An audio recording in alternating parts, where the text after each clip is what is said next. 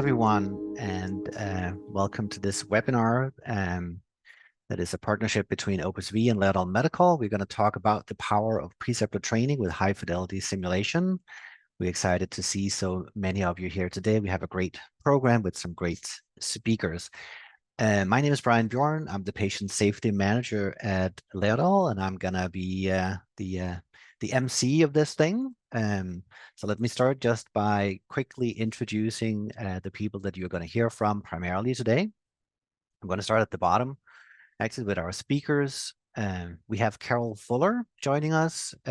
Carol was most recently the systems director for women and children at Bronson Health. And we have Maggie Werner, who's the transition to practice associate at Onvida Health. Also joining us today are our two hosts, Dr. Donna Cato from Opus V. Donna leads the Opus V's work with nurse residency programs, and we also have Laerdal's VP of Business Development, Clint Pritchin, joining us today. Before really jumping into today's topic, I just want to share a couple of housekeeping tips and tricks here. We have everybody muted who is a participant so that we don't have weird audio happening, but we really want this to be as interactive as possible. So please, please, please use the chat.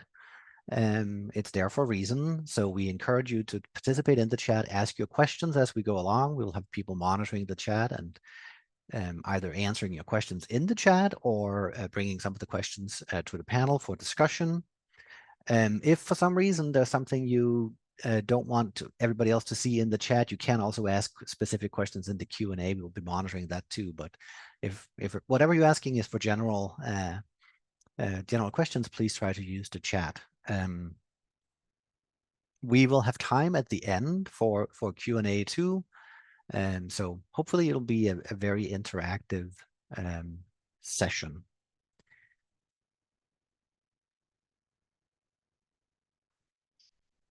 So I think we're ready to move over to Clint to kick us off. Good afternoon, everyone. I hope you're doing well. As Brian said, we welcome everyone, and we're excited about the opportunity to have this conversation today. Now, obviously, because you're participating in this webinar, you have an interest as it relates to preceptorship and onboarding and understand the need.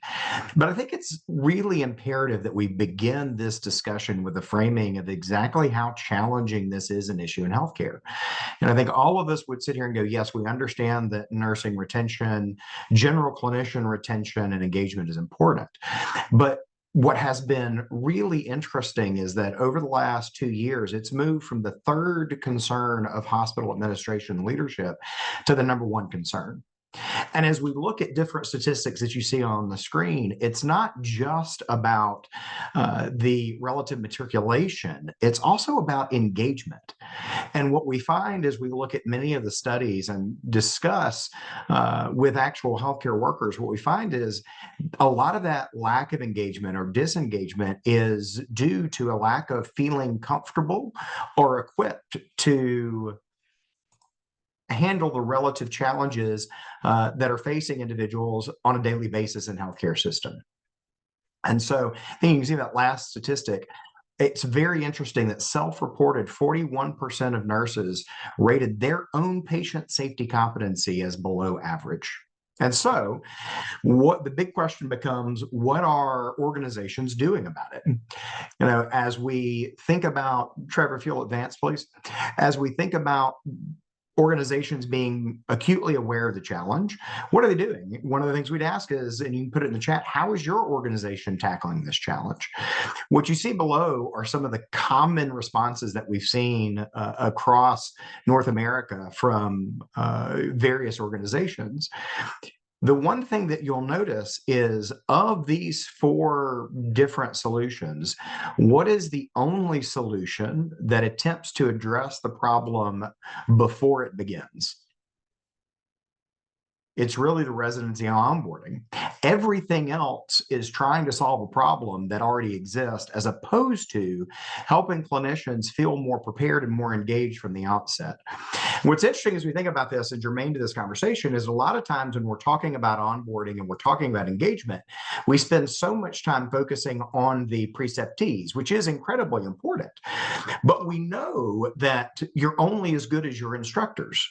And we find that 60% of preceptors talk about the biggest challenge that they have is the burden, the workload, the responsibilities that are incumbent. And so in order to have that engagement and that success with our preceptees, we have to make sure that we are creating the same type of experience and flexibility for our preceptors. And to that end, Donna's going to talk a little bit about how Opus V is tackling that problem.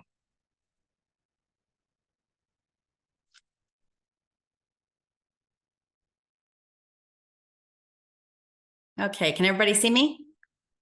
Hear me? Thank you, Clint. I appreciate that intro.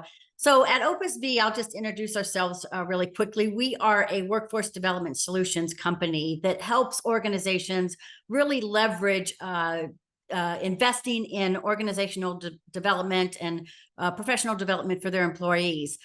We start this at the very beginning. We have CNA programs all the way up to nurse leadership programs. I am the director of nurse residency programs for Opus V, so that's really my love, is nurse residency programs and supporting the newly licensed nurse as well as the preceptors. And so we're very, very excited about the webinar today with our subject matter experts and how we at Opus V are leveraging our partnership with Laerdal to really enhance the preceptor's ability to validate and assess competencies of those preceptees, and giving the preceptors the tools and the tips and the resources they need to be able to truly identify when that newly licensed nurse is competent to practice independently. So with that, I will pass it back to you, Clint. Thank you so much.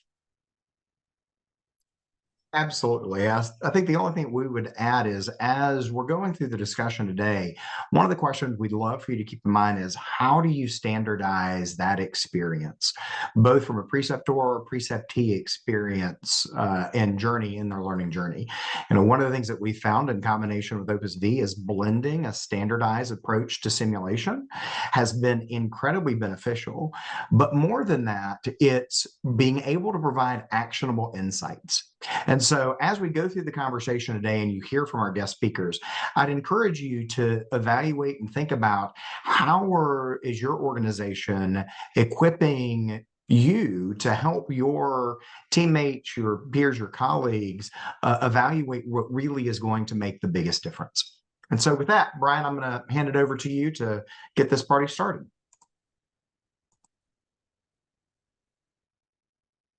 Thank you, Clint. And thank you, Donna. We actually have a little poll coming up in a second here to just do a quick temperature check. There's some questions about what you're currently doing. You will see here. So we're going to spend a little time here getting some feedback from you all on which of the following structured programs you may have in place beyond standard onboarding. And think about it for a second before you answer, because when I say structured, what we mean by that is, if you're in charge of it, would it still be running if you decided to leave and start working somewhere else?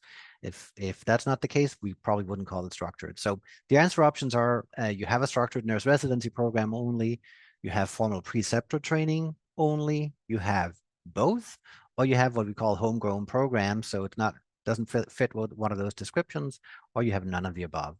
And let's just take a minute here before to make sure that everybody gets a chance to respond to this. If for some reason, sometimes there are technical hiccups, if for some reason you can't get to pick something, you can also put some comments in the chat about what you do. And actually, if you're oh, I see we ended the poll already. So here we go. We have polling. It looks like we are at about 50% of people today actually have both a structured nurse residency and formal preceptor training program, which is great to hear. So please, as we continue the conversation, share everything that you feel like sharing in the chat, so we can all learn from each other. We are going to move into the main portion of this webinar. Oh wait, we're going to have you share some more in the chat. So so in the chat, please share with us two questions. Is in your organization preceptor training planned for and considered as part of your nurse onboarding program? And what are the biggest barriers you have with preceptor assignment and training? And then we will we'll come back to some of those questions as we go along. And I'm going to try to also keep an eye on the chat here, so I don't get too distracted. The main conversation now will be Carol, Maggie, and I chatting a little bit about the experience the two of them have with preceptor training, nurse residencies, simulation training, and how it all fits together. And I would like to start with you, Maggie, to maybe you could tell us a little bit about what some of the challenges were that you were facing with new nurse graduates and generally in your transition to practice efforts. Great, thanks. Yeah, thanks for having me today. I really appreciate it. So I work for an organization in Southwest Arizona, and we really started to experience an increase in our number of new graduate nurses. I mean, we were averaging about 24 nurses in a year. And now we've increased upwards to about 80 to 100 and kind of rising in a year. So our journey really started, I want to thank the Arizona Hospital and Healthcare Association, ASHA.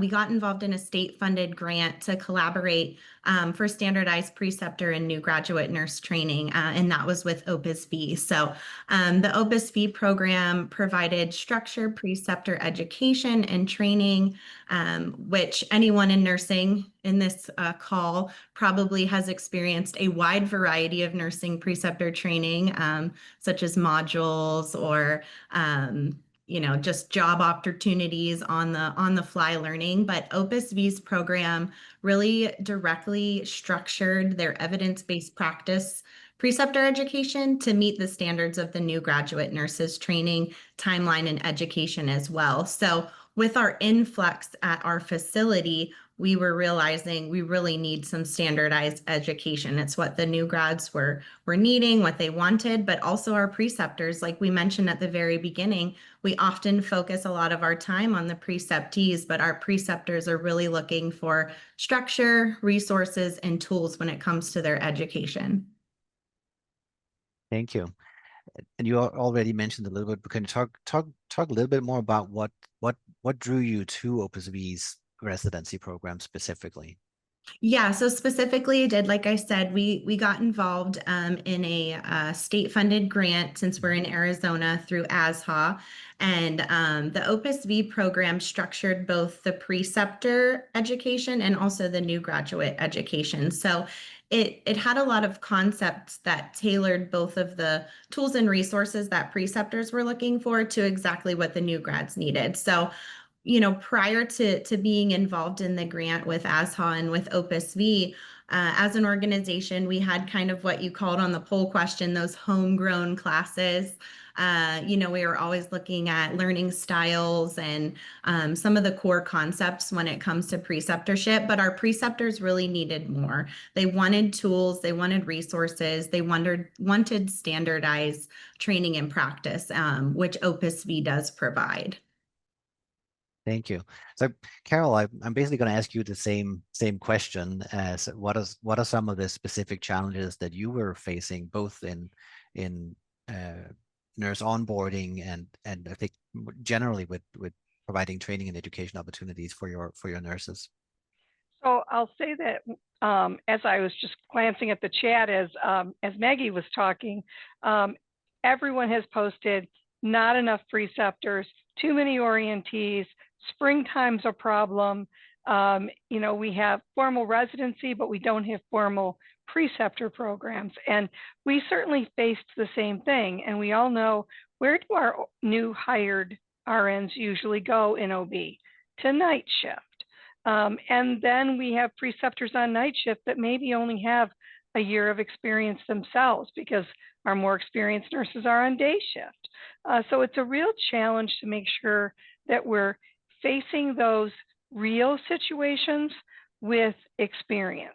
And when we ran into this, we talked with our risk management department and said, what do you see as our biggest risk?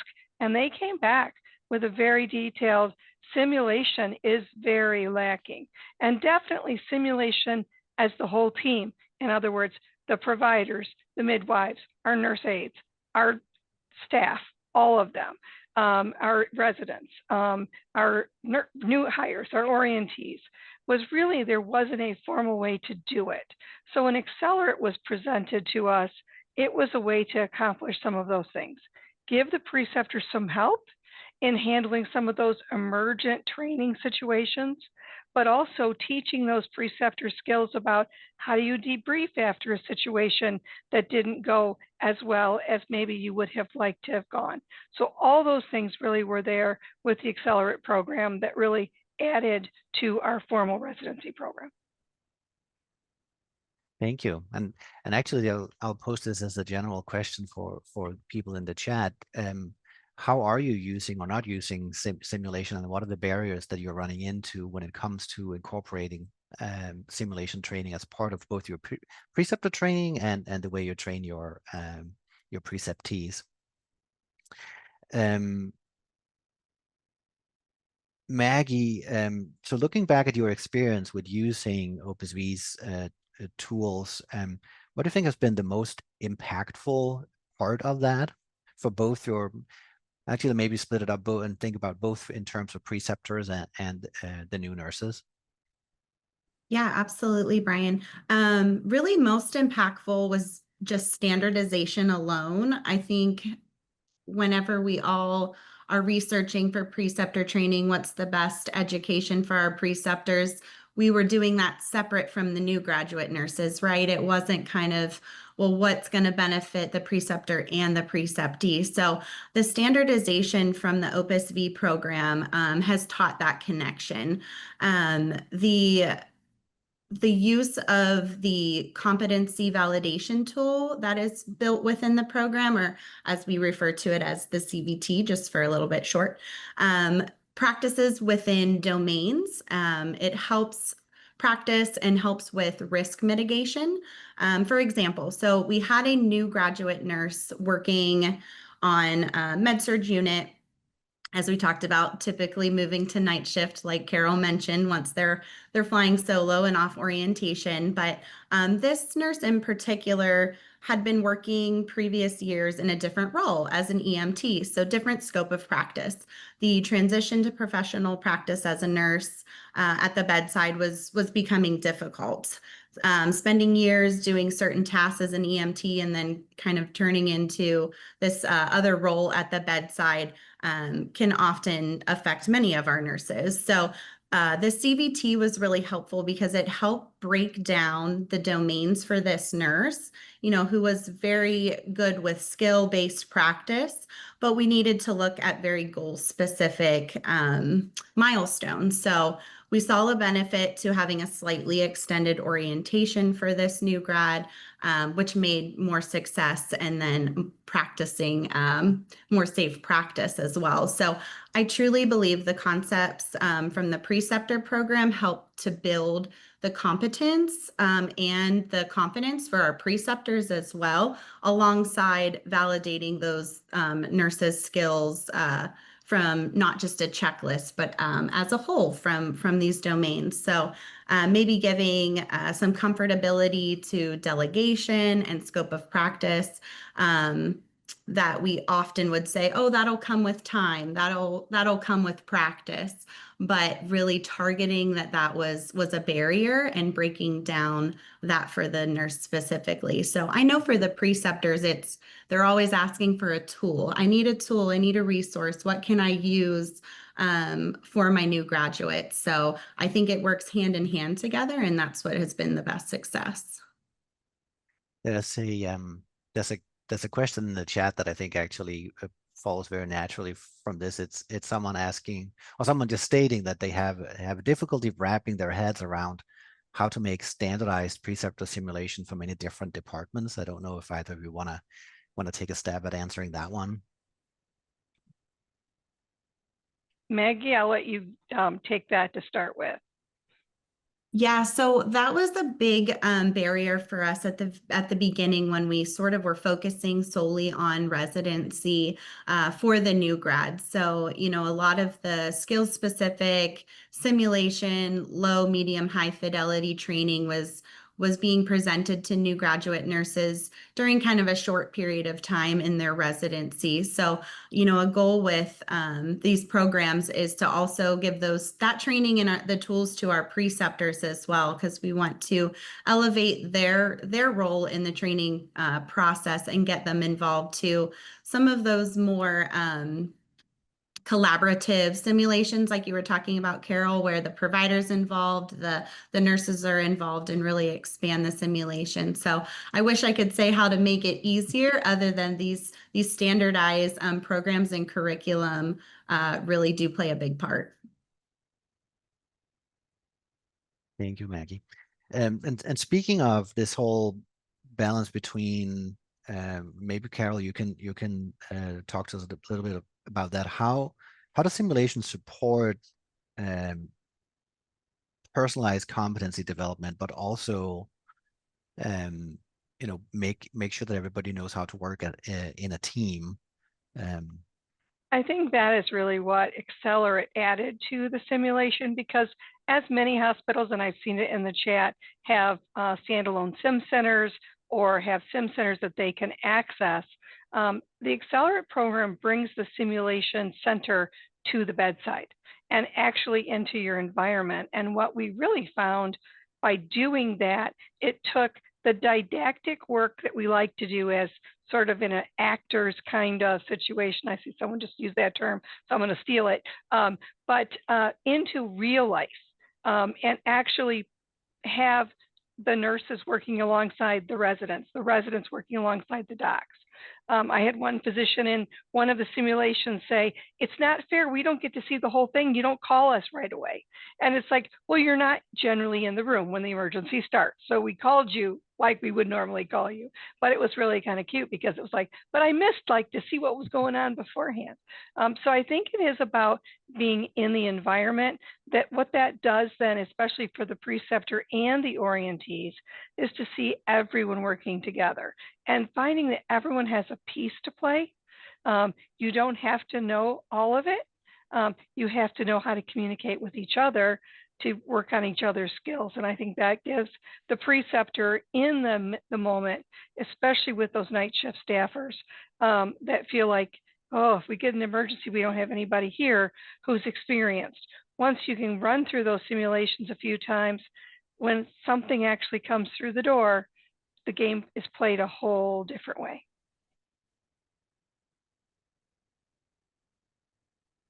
Thank you for sharing that. And I want to ask you, Carol, too, if there is a so the Accelerate program. I think I don't think anyone told people what that is. So in case you're wondering, what is this Accelerate program they're talking about? Accelerate is an offering from Laerdal where we basically provide simulation as a service. And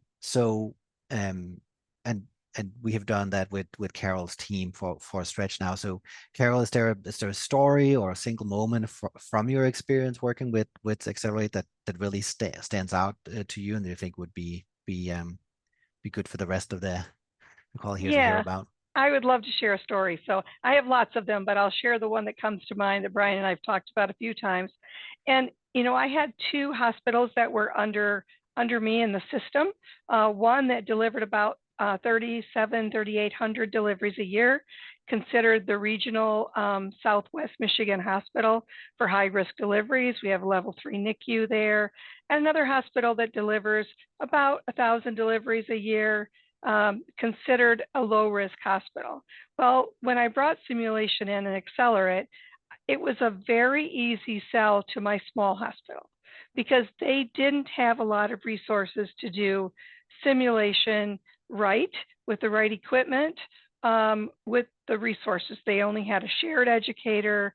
They didn't have a sim center. My other hospital, my larger hospital, said, oh, we don't really need that because we have Western Michigan's medical school simulation center we can use anytime.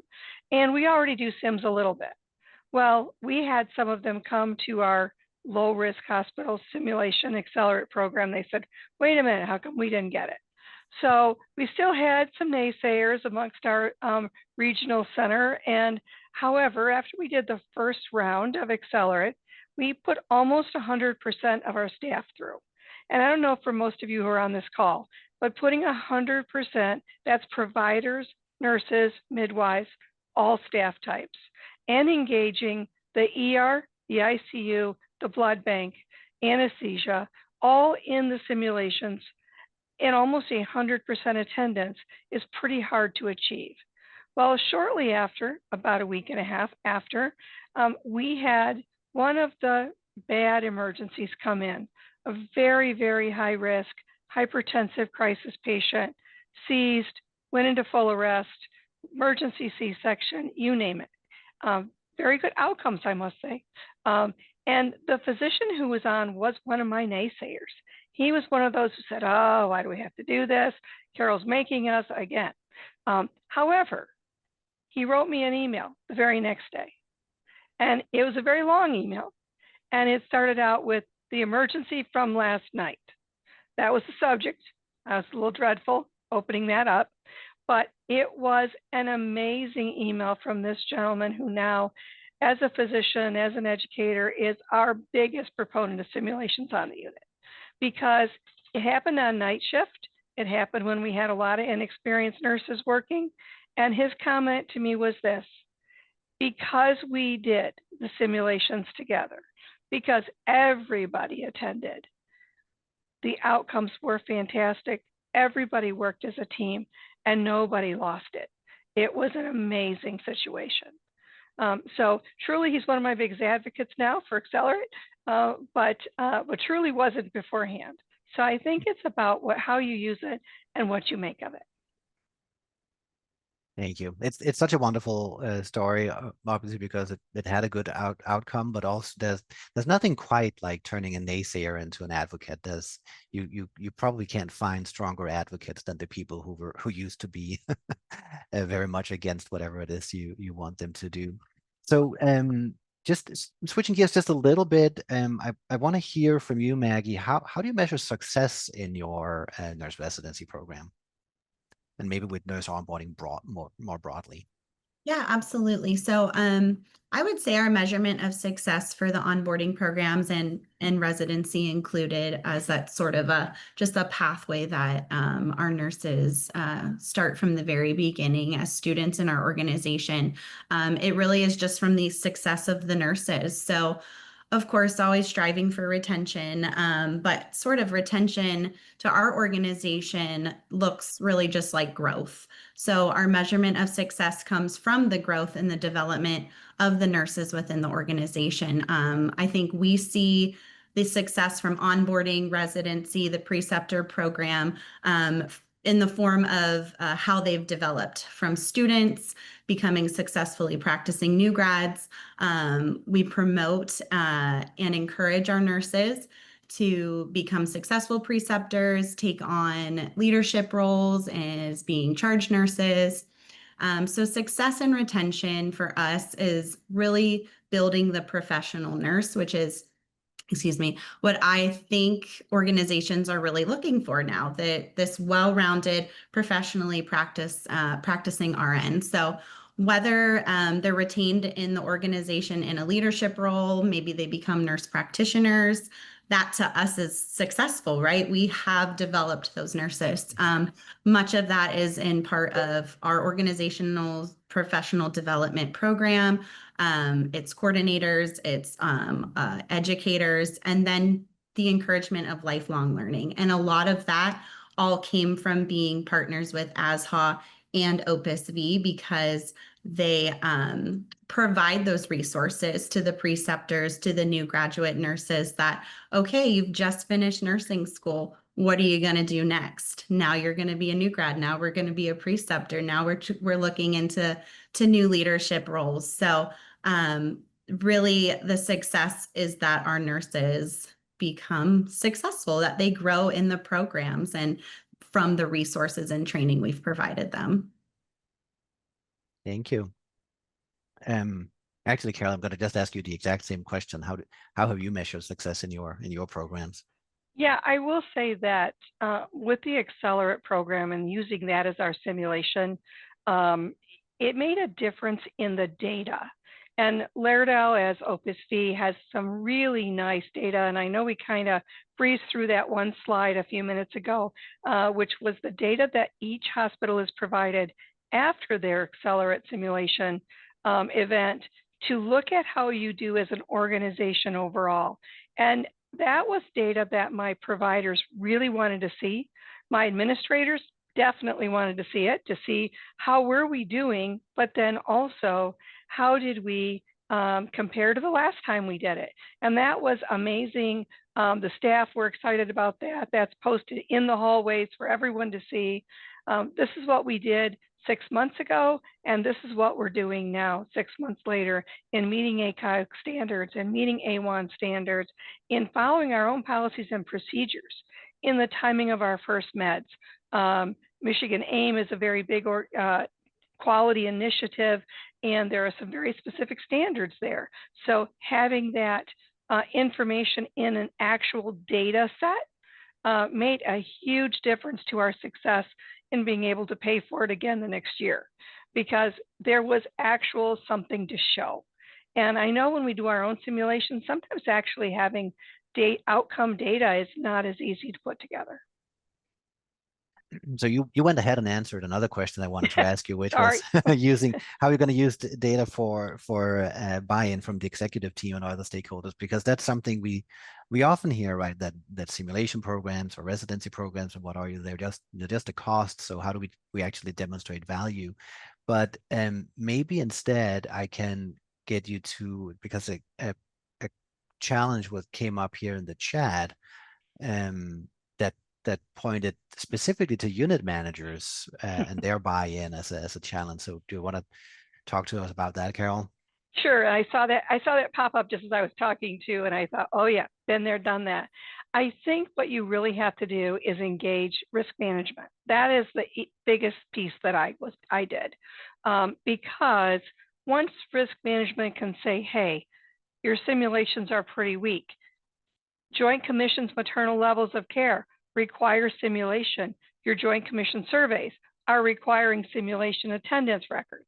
So being able to show them that this is how we meet the standards and the safety quality initiatives that we have to do made a big difference. But I think the other thing is Accelerate. When we first started talking, when Laerdal and I first talked, I said, I don't know. I don't know if I can afford this. I don't know if I can do this forever. And so they worked with me, gave me a nice price that I could do for a onesie in, and let's see what kind of response we got. The response was so overwhelming that it was not a problem to expand it. But we do make it part of their annual competencies that they have to attend 2 simulations a year, full-blown simulations, and physicians have it built into their core competencies as well. So when they get re-credentialed, they have to have attended a simulation either on the unit or in the med school as an educator. So it's easier to come on the unit and do it with us. But that is part of their core competencies as well for re-credentialing, and that made a big difference as well. Thank you, Maggie. Same question to you. The challenge of unit manager buy-in. Yeah, I wish I had a simple answer for buy-in, but typically it's just what's in it for them, right? Or yes, how are we going to promote patient safety? So we haven't been able to use the Accelerate program. We've been partnering with ASHA and Opus V since the beginning of the launch in, 2023 with that state-funded grant. And we've got to see the program grow. We've gotten to see how Donna and her team have looked at simulation as being a part that is missing from some of these programs. And it's one that we're working towards as an organization as well. And so the same question, we had to get the buy-in for the Preceptor program because, well, how do I afford to get all these preceptors off the unit? And how do I get all of my new grads to attend these classes or these modules and these instructor-led trainings? But we have to show them the benefit, the retention, the strong nurses, and the good patient safety outcomes. Thank you. So a couple of larger trends that I want to for us to just discuss and think about how does that impact nurse residency and preceptor training before we, in a few minutes, need to switch over to Q&A. We have already some good Q&A going, but we want to just reserve a few minutes at the end. There's a move in general in nursing education away from thinking of skills and thinking more about competencies. So as we're looking at competency-based education, how does that change the approach to nurse residency and how do you combine that with still providing individualized feedback to your new nurses? Maggie, do you want to take that? Yeah, so that was one of the best benefits to the Opus V program, I think, for us, was getting out of that mindset of the competency checklists. And obviously, when we're utilizing simulation, that's very much what we need, right? A checklist that we've performed X, Y, and Z for that situation. But when we're looking at the development of our new graduate nurses and our preceptees, we want to look at them in the domains. I think Donna mentioned it in the chat of the knowledge, the skills, and the attitudes. So we've learned from the Opus V program those concepts. There's the married state model of staying one-to-one with your preceptee during that time and just developing them into a well-rounded nurse. So I feel like as nursing preceptors, we're used to monitoring psychomotor skills and skill development, but really we need to review all of the domains of learning. So policy adherence, patient-centered care, the teamwork and collaboration. How does that preceptee respond to our patients with questions about education or collaboration with the other healthcare providers? So I think when asking our preceptors what they needed, the biggest request was for tools and resources, and the Opus V program did offer that.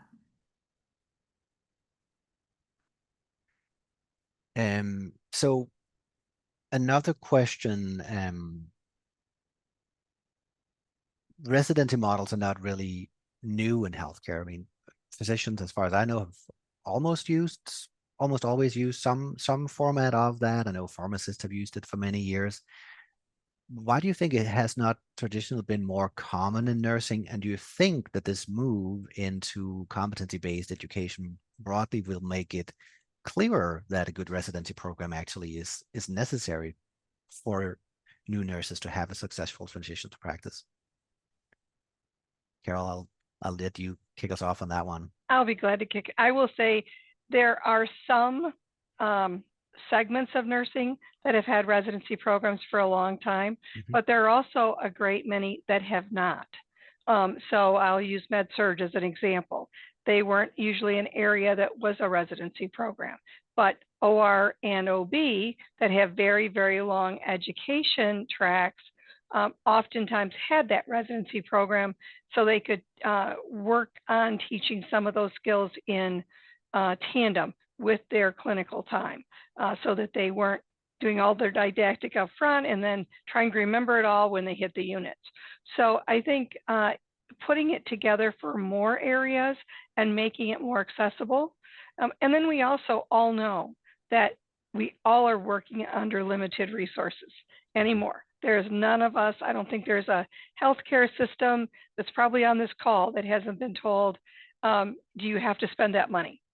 do you really have to have that many educators or that many preceptors, or should we increase preceptor pay or not? And we've all faced those questions. So I think the Opus V combined with Accelerate does a couple things. One, it really provides a very structured, formulated program that definitely attacks all the domains that Maggie was talking about, but then brings it to the bedside to offer that preceptor.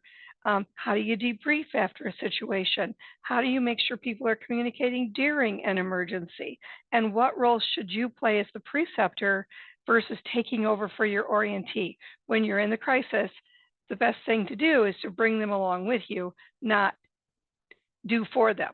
And we all know that because otherwise that orientee the next time is going to think they don't have the capacity to really participate. So I think it's really that marrying that together that really makes simulation and residency programs really valid for today. Thank you, Carol. So the last question, this is for both of you, and then we will move into to Q&A. So if someone on this call is thinking, I need to do something to strengthen my onboarding or my residency program, based on your experiences, where would you recommend that they start? And let's say they're not ready to go out and contract with either Laerdal or Opus V to get help. Where can they get started? Maggie, you want to take that one first? Yeah, I would say, especially for an organization, would be your needs assessment. What exactly do you need as an organization? Because I think we could all sit there and say, you know, this is the best preceptor training, this is the best program to be a part of, but what are your needs and what can you accommodate with? Like I said, we were so lucky to partner with Arizona Hospital and Healthcare Association and Opus V to open your eyes to what these programs can offer, because even though you hear testimonials and things or read about it on the sites and you do all your research, as we all do as nurses, you don't know until you get started and what to see. So I think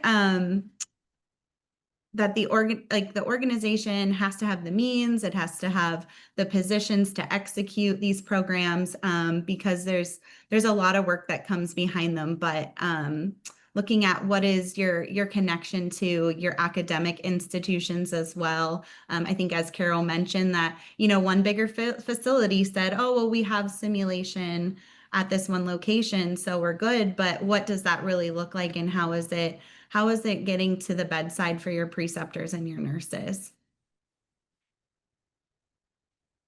Yeah, I would agree with everything Maggie said, and also the issue of a needs assessment, really finding out what your team says they need, and that includes your providers as well as your assistive staff, and really then piecing that together, whether you can deal with a formal program like what we're talking about with Opus V and Accelerate, or you have to try to piece a little bit together yourself. Really, and that's where I worked with my risk management department to help me, because they are, for many departments, they know what your risks are. They know what areas you need to be most concerned about. And then when possible, as Maggie said, partner with your state organizations. Michigan has a very strong Michigan AIM program and many different initiatives that they are running through their Keystone Center there. So find out who your state people are and partner with them, because they have the tools and many times have the money to be able to give you a little boost, even if you can't do a more formal program. Really like the idea of going to talk to a risk manager, find out who they are, invite them over for a cup of coffee or go eat lunch with them and figure out what are their problems that they're dealing with, because there's a good chance that there's an overlap that might make for a more convincing story when you have to sell this. And we do have about, I think, 5 minutes that we can spend on Q&A. So if there are any questions to either Carol or Maggie or to Donna and Clint, I did see a question about bringing the dashboard slide up again. I don't know if we're able to do that. That's a question for Clint, I think. But please ask any and all questions in the chat.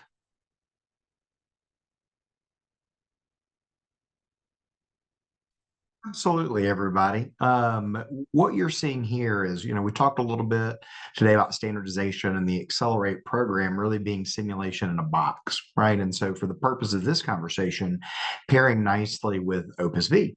And so what you see here are two examples from both on the left, a Preceptor overall achievement, right? Running some specified simulations that get a list of competency across 4 different domains that Opus V has utilized in the competency validation tool, but also a tool that can help the preceptor look and go, hey, where am I? When I look at kind of my achievement over time, how my folks and the students that I'm working with are responding, being able to get a lens of that, again, in the realm of how do we make things simpler and easier?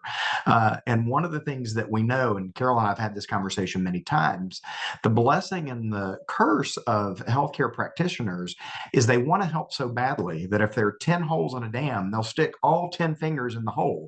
And the problem is we're not sure which finger has stopped the leak. And so part of the beauty of tying analytics and onboarding preceptor and general simulations in the hospital, whether it's obstetric emergencies or team code or malignant hyperthermia, is really taking a strategic approach to what are you going to work on, right? Picking 1 or 2 areas that you can identify to make an improvement or to continue your growth in an area, and then come back and remeasure again. So I'm happy to talk more about that later, but that's an example of what you're looking at here. And Clint, if I can just add, we used these reports during both our last Joint Commission survey as well as our Joint Commission maternal levels of care application and certification. And in both cases, our surveyors were very impressed with being able to see this kind of real data and then see what we did with it. How did we change it? How did we improve it? And we all do quality things every day, all the time. But how do we show the measurement of outcome? This was really a really good tool to do that.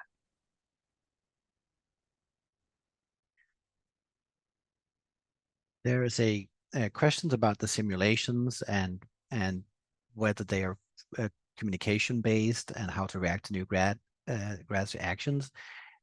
Communication is always an element that we evaluate, but we specifically are matching the competencies outlined in Opus V's competency assessment tool, and then we're looking at what are the observable behaviors that we can capture in the simulations to try to match that up. Anyone else with, we do have at least a minute or 2 that we can spend on any questions. Or any comments from Carol, Maggie, Donna?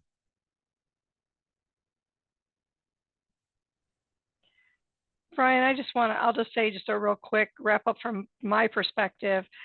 This is hard work to do because it costs money. It costs time and it costs people. So figuring out how you can make the best use of resources for your organization, it's a tough one. We all know that.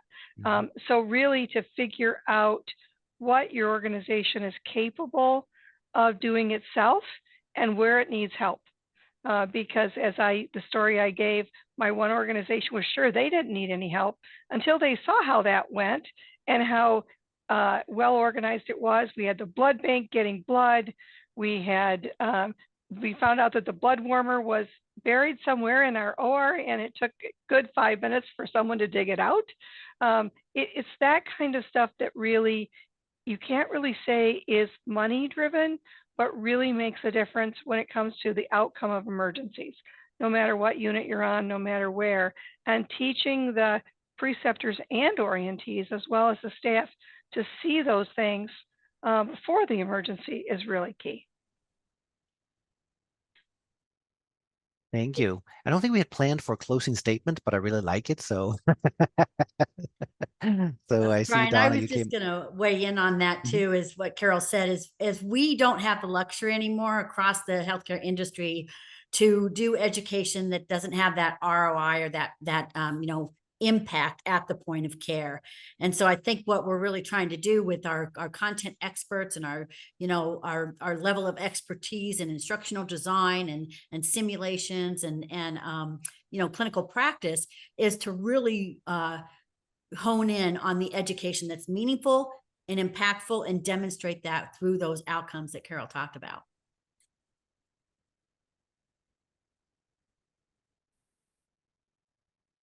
Thank you. Clint, Maggie, any last comments from the two of you before we wrap it up? I think just the one thing I saw in the chat was Ed mentioned was basically a summarization. Do we recommend incorporating simulation into our nurse residency program and include the preceptor in that simulation? 100%. Yeah. I think our preceptors need some training and some resources, which is being provided to them, but being part of those simulations, as we all know, simulating the reality will help better outcomes in the end. So yeah, I think that kind of sums it all up. Whether, if you, as Carol mentioned, if you can do the Opus V Laerdal program, it's there for you. But if not, look at your organization and how you can collaborate for better outcomes. Absolutely. And I think I would just tack on that a thank you for everyone for joining us today. Thank you to our guest. Been a really fascinating discussion. And just to kind of tack on to Maggie, I think sometimes we all get so frustrated that inaction becomes easier than taking an incremental baby step. And so whether it's the entirety of the program, whether within your own hospital you take a baby step, I think let this be an encouragement to take some forward action, because it makes real difference. And we thank you for all of your efforts. Thank you. Thank you. So on that note, I also want to thank Carol, Maggie, Clint, and Donna, and I want to thank all of you for a really lively discussion in the chat and some great questions, some good experiences shared. Be on the lookout for more information in your inbox. I know we didn't get to all the specific answers of what is this and how does it work, but there will be more information following the webinar, and we would always be happy to jump on a call with anyone who needs to or wants to learn more. So thank you, everyone, and have a good rest of your day.